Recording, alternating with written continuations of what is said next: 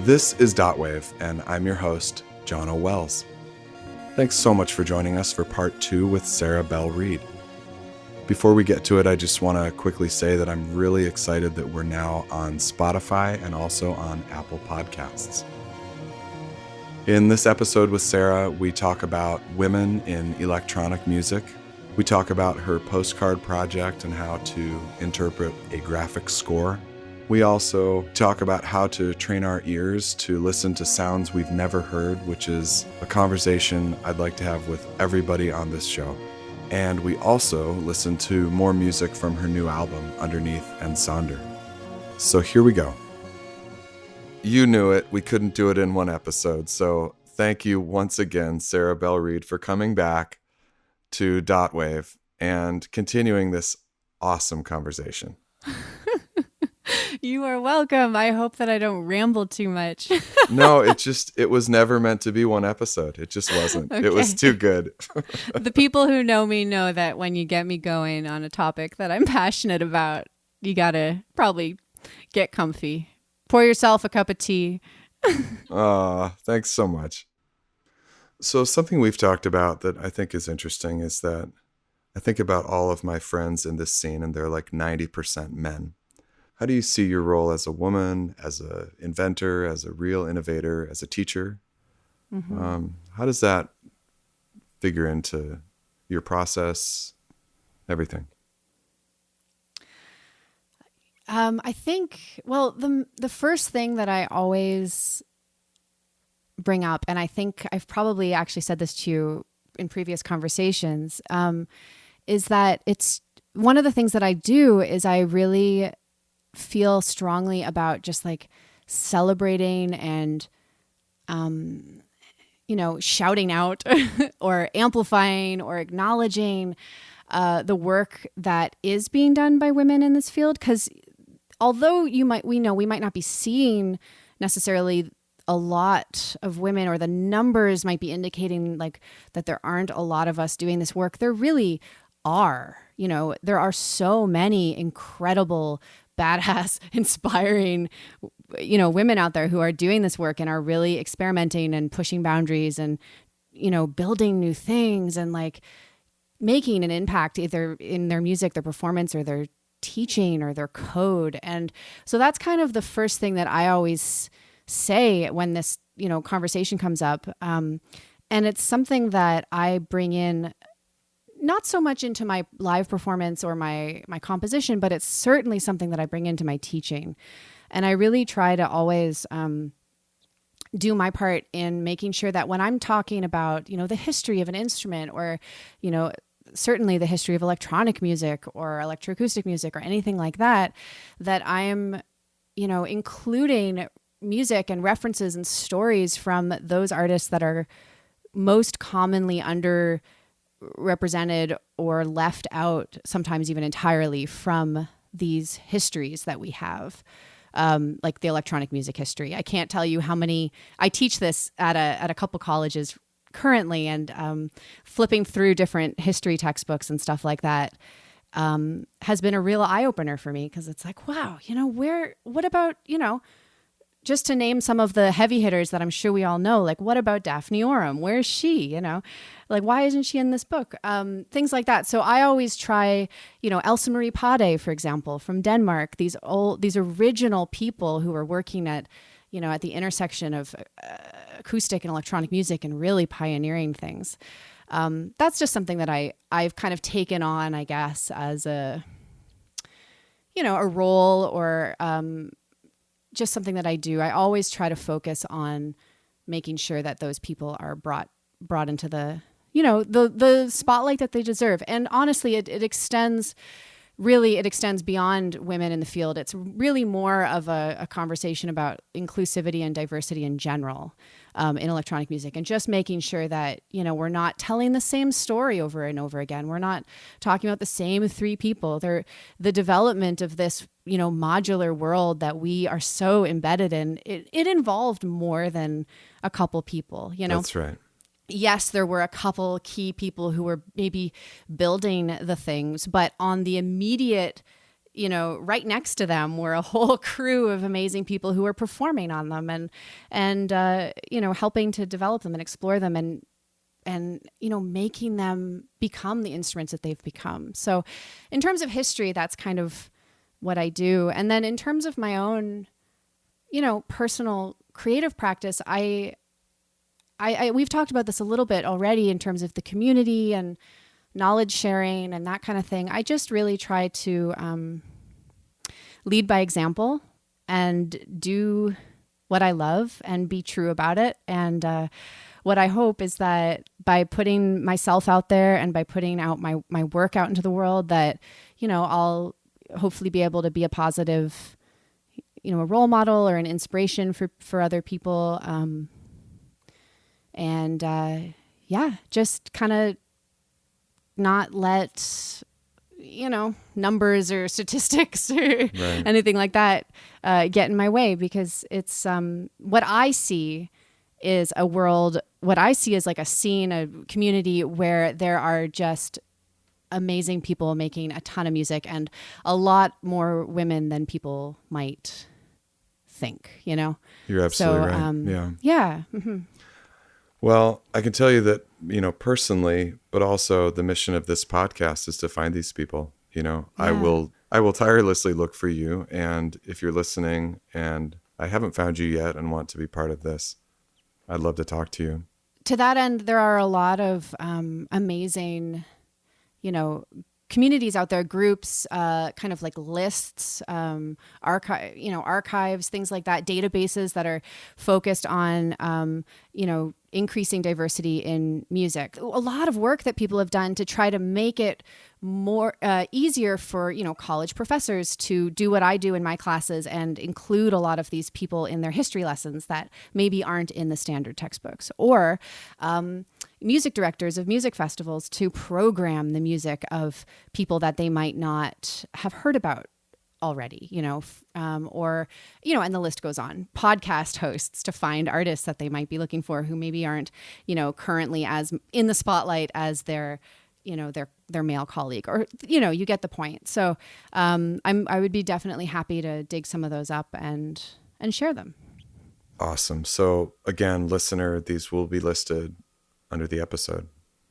As we're listening to experimental, avant-garde, whatever you want to call it, music, and I'm fighting these thoughts of, am I the only one who doesn't get this?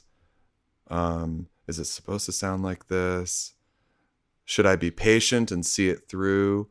When is this going to end? Like all those thoughts, sort of like meditating, right? Is the listener supposed to really try to fight that and push it out? Because I don't want to be distracted by my own thoughts. I want to take it in, because some of the best art, music, movies, maybe you don't get in the moment, but that next night it's coming to you. Wow, that was really amazing. I made it through that. That really was something. But in the moment, I was really fighting it and couldn't be present. Yeah, that's a really interesting topic. The first thing that comes to my mind is something that I heard Pauline Oliveros say. And for those of you who may not be familiar with Pauline and who she was, I'll just give you a really quick kind of intro. Pauline Oliveros was an amazing, a pioneer of electronic music. She was one of the founding members of the San Francisco Tape Music Center. She was an incredible accordion player, a composer, a humanitarian, a philosopher, and she developed toward the I guess the latter half of her life, she started to turn her musical practice toward something that she called deep listening and she created these things called sonic meditations. Now, these are kind of like pieces in a way, or they were like shared experiences or happenings or whatever you want to call them. But the key to the sonic meditations was that they weren't, they didn't require you to be a virtuosic trained musician in order to engage in them. They were meant for community. They were meant for everyone to kind of step into this like state of deep listening, which is like approaching listening with more awareness, with more intention, with more openness, and to engage in these simple and hopefully, sometimes funny, sometimes gleeful, sometimes meditative experiences, and just to do it, just to kind of do the thing, do the activity, and not necessarily, have an outcome that you're working toward. The act of doing it, the act of listening is the outcome. And so there was this one thing that I remember hearing her say that was, she was talking about the difference between hearing and listening. And hearing is something that we can measure by, we can study it scientifically. There are objective things that we know about the way that our ear hears things, the way that we translate vibrations into these things that we perceive as sounds, right? But listening, on the other hand, is something that is just like deeply and inherently subjective. It's something that we can't really measure. We can't codify it. We don't really know. We agree on things like language, and we agree on the way that a tree sounds, the leaves on a tree sound, or the water from, we all know how trees sound. Trees or the might water be talking from to us at the same time. Come on. Yes, listen to the trees. Don't be judging the trees. Don't judge the trees. Okay, but you know what I'm trying to say, right? Yes. We kind of agree on these things that we hear, but we don't know necessarily that the way we are listening to them is the same. Like, I don't know the way that I listen to music is the same. In fact, I can pretty much guarantee it's different from the next person and the next person. And so with this, something that she said that was always really impactful to me is that, you can't train your ear, because an ear is a part of our body. It can't be trained. But what we can do is we can cultivate listening. And I always just found that really beautiful and really meaningful. And so I'm not entirely sure that I'm fully answering your question, but it was just the first thing that sprung into my mind was this idea of, cultivating listening and just knowing that is a deeply personal experience, something that, you might hear something. And I don't think there's a wrong way to do it. I think if you're sincerely listening to something and you are distracted or disturbed or you find it funny. I remember once I had someone come up to me after a performance and apologize profusely because she thought what I was doing, the sounds I was making were so new and unfamiliar to her. She found them funny. She thought they sounded like little cartoon characters kind of chuckling and bantering with one another. And she was trying not to laugh. And there was this one time when she did laugh. And I remember hearing it from up on stage. And I thought it was amazing because I was like, this is so cool. My music is bringing this person to this place where they're laughing, and, she was like, I'm so sorry. How was I supposed, I really hope I didn't offend you. How was I supposed to listen to your music? And I was like, you know what? That's wonderful. You did it. You did it perfectly. Like, you were here in the room with me. You were listening. You found it funny. That is great. There's no rule to how to listen to my music or, to any music. You just do. I mean, sure, it might be a little bit. If they're laughing at you, it's, that's not so cool. Yeah. Okay. If you're throwing things and like talking really loudly but that's not listening. That's like, this person was sitting there sincerely listening, being very challenged by these unfamiliar sounds that she just had never encountered before. Right. And to her, it made her it brought up laughter. And that's just like an amazing, I mean, so it can bring up any emotion, right? It can make you feel uncomfortable or sad or meditative, like you said. I mean, it can bring up these emotions, and I just think that that's beautiful. Mm-hmm. Well, what you said, you know, it really does liken it to meditation, because you hear about, you know, you can practice meditation, you can, you know, like you can get better at it, right? And I do think that we forget that, you know, like about music. We're jaded. We've heard it all. You know, we've grown up listening to rock and roll, punk rock, electronic, jazz, classical. You know, in very many ways, we have heard it all. Sure. Right? Yeah. So then when we hear something new, reminding ourselves to learn how to just be better music listeners, and that it is a practice, I think is, yeah, I've never thought about it like that. Like, I need to get better at doing that. It's a practice, just like playing. I mean, in fact, I think that listening is one of the core aspects of my practice as a performer. Not just an audience member. You know, one of the things, and this is another thing that I got directly from Pauline. She was a huge inspiration on my life and my practice. But another thing that she said, which I really love, and I say this all the time now, is that whenever you step onto stage, before you play, before you break the silence and make sound, you kind of take a moment to open your ears, open your mind, open your heart to any possible sound in the universe. You just take this moment and say, okay, you know what? I'm going to play my instrument, but who knows exactly what that will sound like today, you know, especially for improvisers. And it's just this like opening up and saying, I'm welcoming in all of these sounds. What ends up happening is that you just listen in a different way. You hear things in a new way. It's almost like every time Absolutely. You're playing, you know, you're bringing that like beginner's mind into it. You're listening to it for the first time.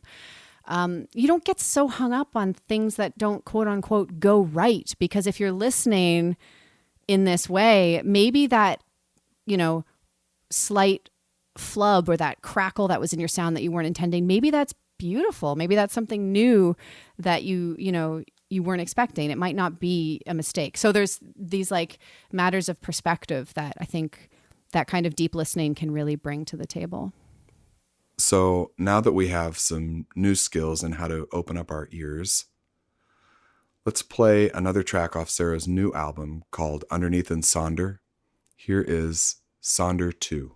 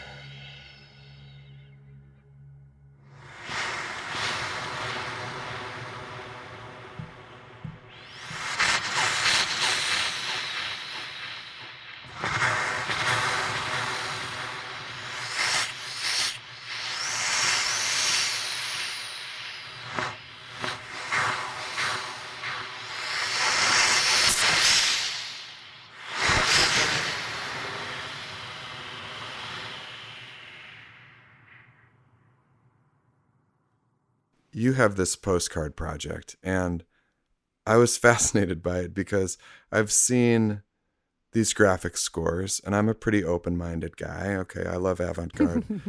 But I look at something like this, and I wonder, how does this translate into something real? Because for those of us who know how to read a 5-line staff, but also myself as a graphic artist, I'm like, what is this? How could I, what does this mean?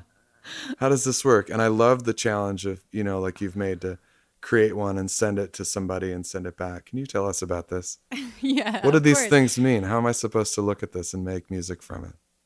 Oh, well, there's, so the whole point of this project started from wanting to collaborate with people all over the world. So I had this idea. I was like, I'm going to create these graphic scores on postcards. I'm going to mail them out to people.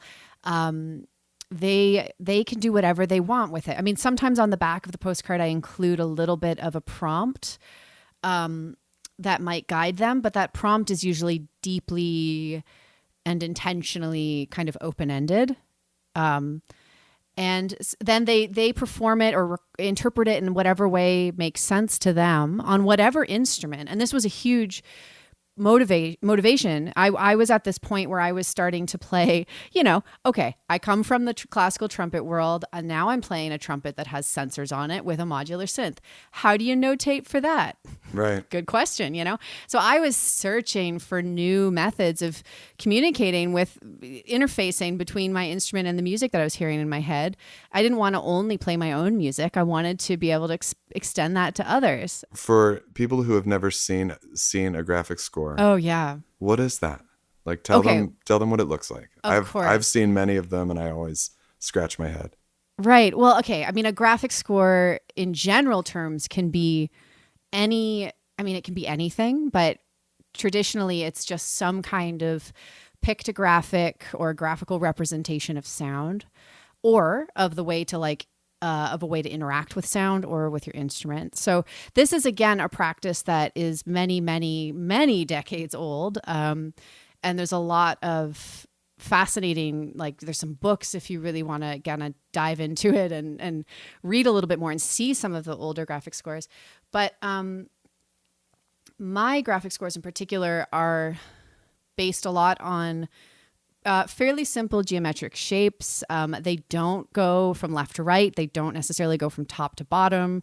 So they're very, non-linear. There's lots of circles. There's sometimes lots of color. They're all hand-drawn. Right. And yeah, they don't look anything like traditional notations. You're not going to see a treble clef or a 5-line staff or any kind of traditional indication of rhythm or pitch. But I have seen some graphic scores where there was 5-line staff with graphics written in them. Yeah, exactly. So those are supposed to be read like that. Like, how am I supposed to process that? Right. Or do I just not? Do I just see the scribbles and just kind of jam with it? Well, that's a huge. That's such a huge, amazing topic, and I think it depends on the answer to that question. Largely depends on the composer, right? So some composers are going to have, some kind of guidelines or a key for interpreting the graphic score or something. Other composers won't. And that is really a piece by piece type thing. A lot of graphic scores traditionally weren't actually used for the sake of performance, but for documentation. So when early electronic music, tape music and things like that started to really proliferate, a lot of composers who were used to, writing everything down, would use like this more graphical notation just to indicate their tape splices or things like that. And it was actually used almost as a method, like a process documentation thing.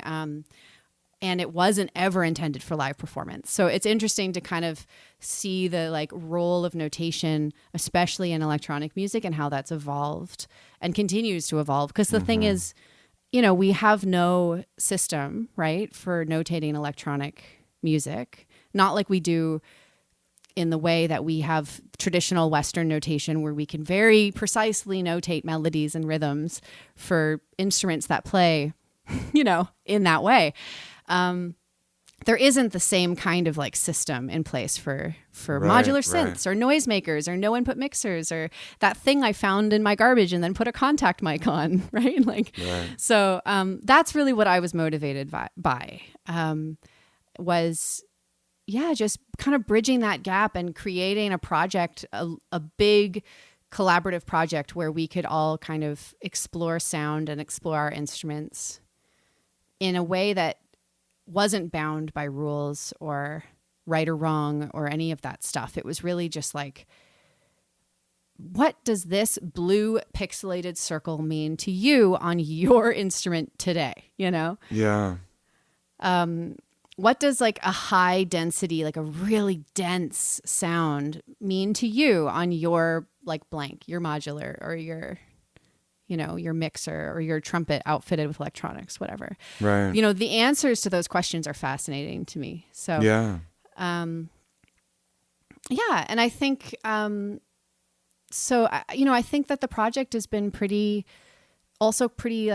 liberating for a lot of people to kind of just like, well, there's no right way, there's no wrong way. So I'm just going to try it and see what happens. Yeah. And, a lot of the people who've participated over the last 2 years that it's been running have sent me messages and expressed that, they really found it to be kind of an eye-opening experience. It sort of helped reframe their relationship with their instrument, and that's amazing. Okay. So how does it work? Well, so it is organized and run through my Patreon page. Which means that basically if you wanted to participate in the postcard project, you would join my Patreon and then express interest, to which I would respond with immense enthusiasm. And then some time would go by and I would create you a personalized score. So that is another thing that not everyone knows, that each score is made for the participant expressly for them. And they're all one of a kind. I'm not really reusing scores for different people. So I spend some time to kind of like look at your work and get to know you and ask you some random questions. And we just kind of chit chat. And then I make this score, I mail it to you. You can spend time with it, interpret it however you want, as we've just discussed, record something, either audio or video or both. Send that back to me. I love, one of the best parts about this is that I get to share all of that with everyone who's doing this and with the community in general. And I think that that's always really inspiring for people. And then because, a conversation goes in multiple directions, I always send you also a blank postcard so you can create your own graphic score in any way. Again, it doesn't have to look like mine. It can be anything. I've gotten sculptures sent back to me in the mail. I've gotten like the wildest things. I've gotten entire like comic book strips. It's just been incredible. So it's a way for you then to just totally express yourself and do whatever you want and send that back to me. And then in return, I will interpret your score in sound some way on some set of instruments. Like I never promise exactly what I'll do, but yeah. And then the conversation can kind of continue, and just grow. I love it. It's so creative.